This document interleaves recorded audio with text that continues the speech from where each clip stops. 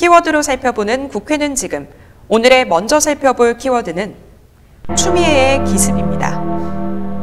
지난 24일이었죠. 추미애 법무부 장관이 윤석열 검찰총장에 대해 징계를 청구하고 또 직무집행의 정지를 명령했는데요.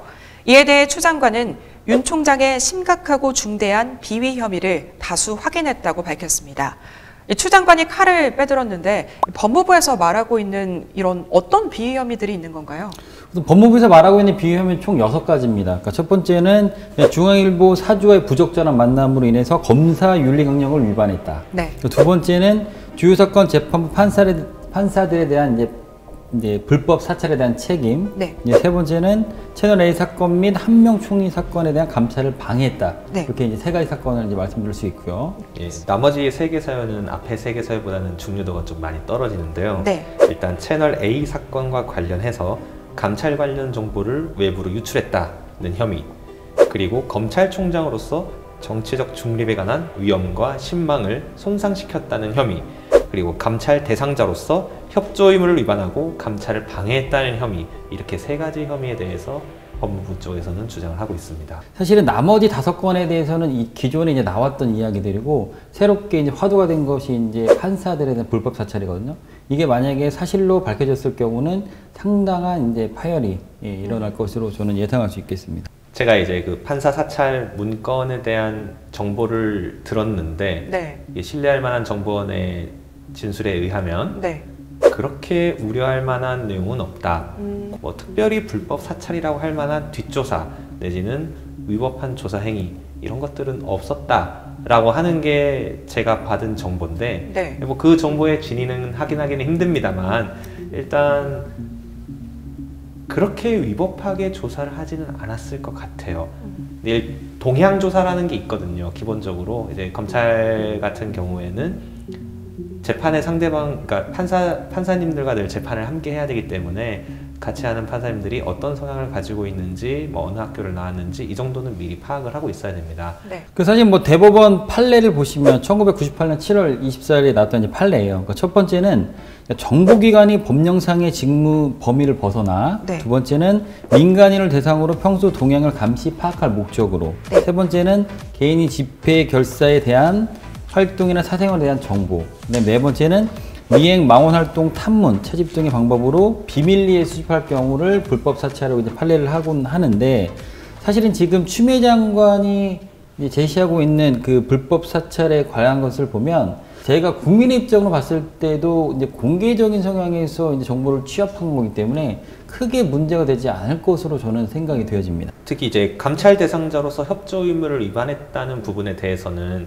윤 총장 측에서 강력하게 주장을 반론을 제기를 하고 있거든요. 네. 이제 법무부 감찰 규정 제6조를 보시면 감찰 대상자는 뭐 네. 질문에 대한 답변이나 뭐 자료 제출이나 출석 등에 협조하여야 된다, 이렇게 규정을 하고 있고, 네. 법무부 쪽에서는 이 규정을 윤 총장이 명백하게 위반하였다, 이렇게 주장을 하고 있는데요. 네. 이제 윤 총장 측 주장은 그쪽에서 뭐 조사를 하겠다고 주장을 하고 강요는 했지만, 네. 어떻게 협조하라는 건지 구체적으로 요구하지 않은 상태에서 우리는 협조하겠다고 답변을 했다, 이게 협조 의무를 위반한 것이냐, 이것이 윤 총장 측의 주장이고, 법무부는 우리가 요구를 했는데 왜 요구대로 이행하지 않느냐, 그러니 협조 의무 위반이다, 이렇게 주장하고 있는 상황입니다. 사실은 그 6가지 추미애 장관이 제시한 것 중에 5가지는 이미 이제 공론화가 되고 이미 문제거리로 이제 제기가 됐는데 근거가 없는 그런 사건들이었고, 새롭게 화두된 게 지금 불법 사찰이잖아요.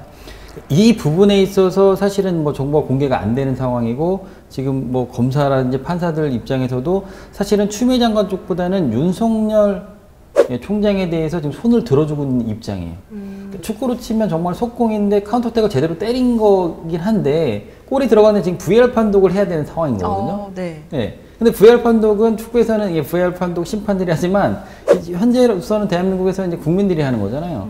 그러니까 여론의 시각을 봤을 때는 추미애 장관 쪽보다는 윤석열 장관의 그런 손을 들어주지 않을까. 저도 국민의 입장으로서는 그렇게 생각을 하고 있습니다. 예, 법적으로도 사실 법무부 쪽의 논리가 상당히 빈약한 게 현실입니다. 법무부 내부에서도 징계가 적당하지 않았다, 이런 비판들이 나오고 있고, 그리고 감찰위원회나 법무부 과장님들조차도 이건 좀 아니지 않냐 이런 식으로 반대하는 성명을 내기도 했고, 검찰 같은 경우에는 여기에 반발하는 건 너무나도 자연스러운 수순인데 검찰이 아니라 법무부 내부 인사들도 문제가 있다라고 인식하고 있는 것을 보면 이것은 좀 문제가 있는 것이 아니냐 이렇게 저는 생각을 하고 있고, 그리고 이런 직무집행 정지 명령에 대해서 집행정지가 생각보다 인용이 잘 돼요. 이후에 이제 징계의 어떤 경중을 봐야겠지만 네. 경징계를 하는데 직무집행을 정지를 시킨다. 이거는 사실 말이 안 되는 내용이거든요. 경징계면 경징계로 끝나는 것이지. 그래서 직무집행 정지 신청도 윤 총장 측이 이길 가능성이 높고,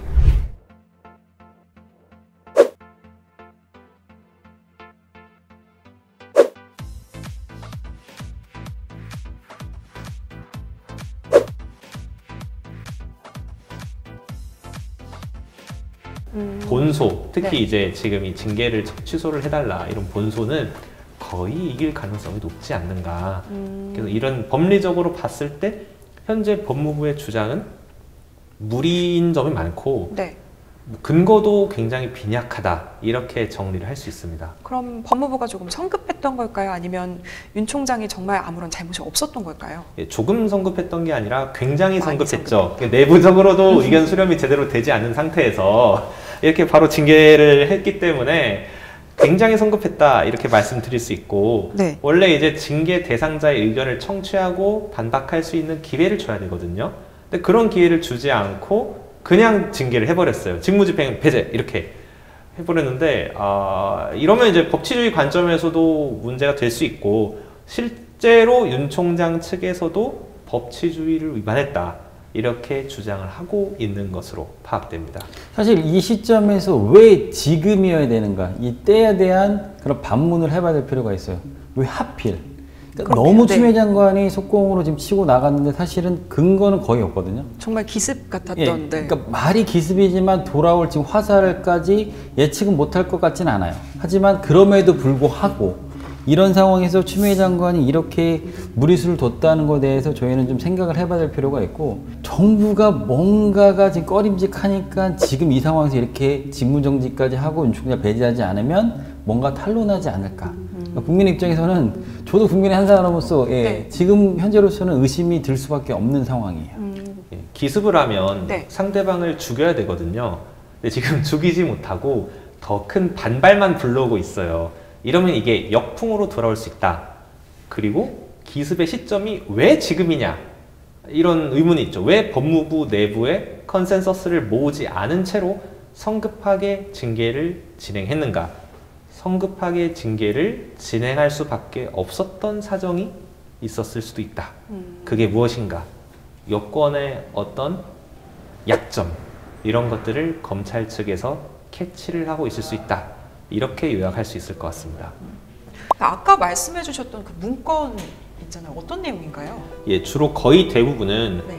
법조인에 대한 공개된 프로필과 판결을 조합해서 네. 이러이러한 세평이 있다. 프로필은 경력은 이러이러하다. 이런 내용이 주로 대부분이고요. 네. 문제가 될 만한 부분이 이제 가족 중에서 법조인이 있다. 또 뭐 법원 행정처에서 무리야기 법관으로 지정이 된 적 있다. 이런 부분이 있습니다. 모 법관께서 당직 법관으로 근무를 해야 되는 시점에 음주를 해서 영장 심사기일에 불출석했다. 이런 내용이 있는데요. 이런 부분들은 실제로는 비공개된 정보이기 때문에 입수 경위나 이런 부분들이 문제는 될 수 있습니다. 다만 이제 언론화가 이미 됐던 사건이기 때문에 네. 굳이 비밀이라고 할 수 있는 건 아니지 않나 이렇게 보고 있습니다. 원래 이런 문건들을 정리를 해왔던 건가요? 이게 검찰 측에서는 동향 보고의 형태로 관련 기관들에 대한 정보를 입수하고 분석해서 보고를 하긴 했었는데요. 네. 사실 이런 관행 자체가 적절한가 여기에 대해서는 좀 의문이 있긴 있습니다. 굳이 다른 기관들의 정보를 꼭 입수를 해야 되느냐. 이제 검찰 같은 경우에는 상대편은 주로 피고인이나 변호사잖아요. 근데 피고인이나 변호사 같은 경우에는 법원은 성향을 개인적으로 분석하지는 않는단 말이죠. 분석할 수 있는 정보나 자료가 없기 때문에. 네, 그 무기 대등의 관점에서 검찰의 동향 조사는 조금 공격과 방어를 평등하게 한다. 이런 관점에서는 약간의 문제 소지는 있는데 네. 이것을 사찰이다, 불법이다 이렇게 말하는 것은 현행법상 굉장히 힘듭니다. 검찰 내부 분위기는 어떤가요?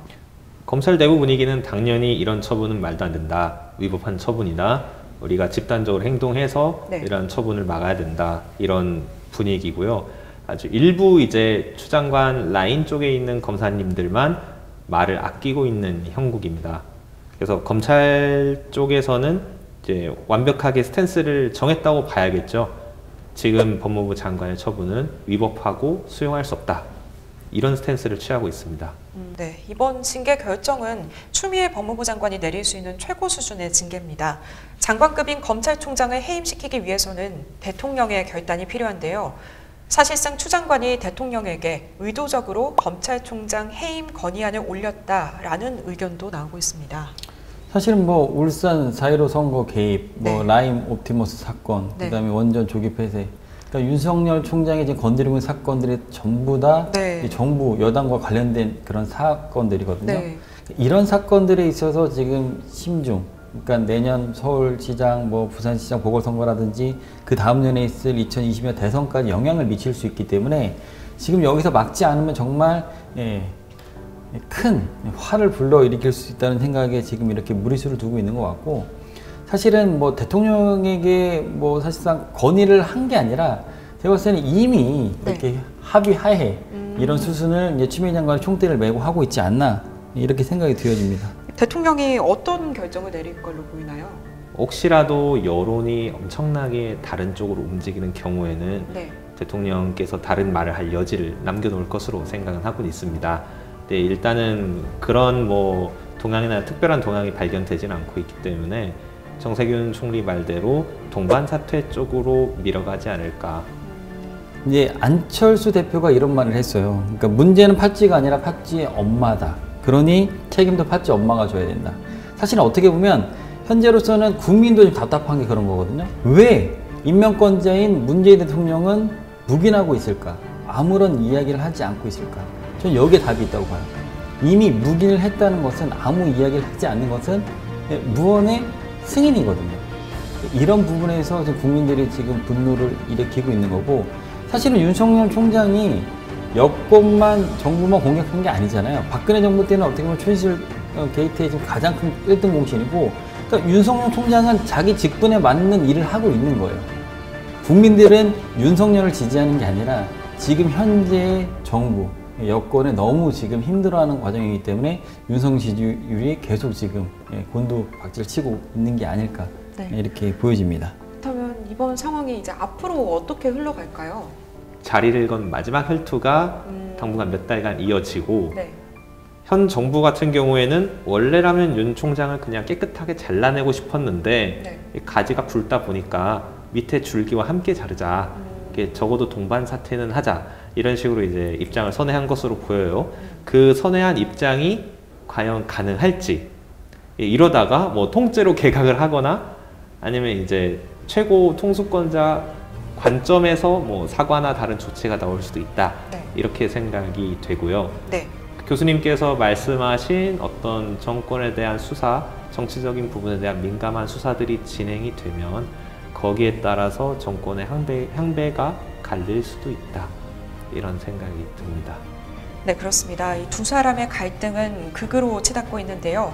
앞서 저희 국회는 지금에서는 추미애 법무부 장관과 윤석열 검찰총장의 대립이 이 중요한 사건에 대해 논점을 벗어나게 하고 있다고 시청자 여러분께 알려드렸습니다. 코로나19가 다시 대유행의 조짐을 보이고 있는 가운데 국민은 지쳐가고 있습니다.